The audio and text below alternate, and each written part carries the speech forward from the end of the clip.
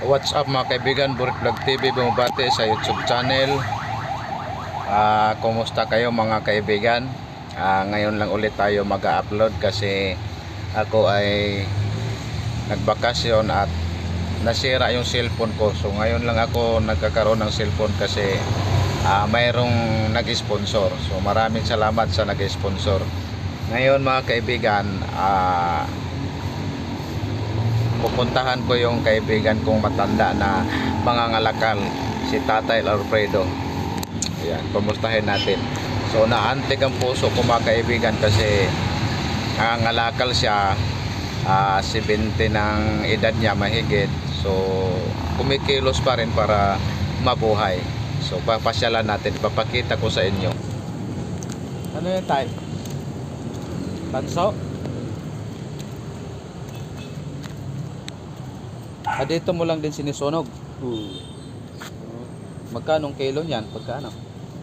3. Iyan lang. Wala nang dagdag dyan. Dadagdagan mo pa? Kunin mo na.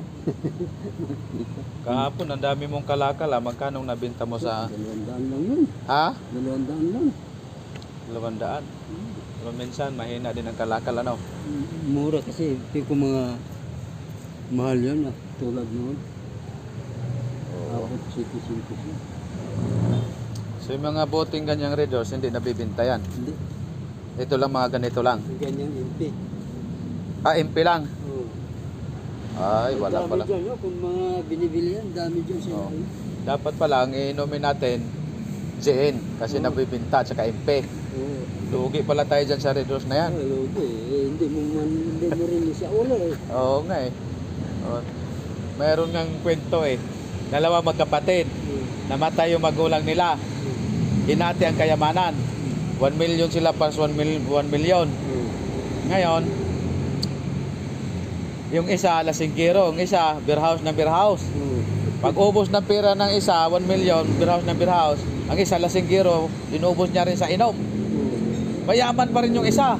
Kasi ang puti, pisong isa, 1 million din. Nabawi niya. Oo, nabawi niya. So yan mga kaibigan, ito yung kalakal ni Tatay. Yan. So pupunuin niya pa ito saka bago niya ibenta. Nakakabenta siyang minsan 200, 150. So ito yung kubo niya. Ini-stack niya dito yung ano. Ito silipin natin mga kaibigan. Ayan. Nandun yung mga karton. Yan, mga galon, mga kung ano-ano dyan. Yan. Pang kalakal niya yan. Iniipon niya kasi yung asawa niya may maintenance. May maintenance ba yung asawa mo, Tay? Bumibili ka ng gamot? Oo, yun. Bumibili siya ng gamot. So, kung sino man yung may-ari ng ano dyan, mercury o may mga gamot, ipaabot lang natin kay Tatay.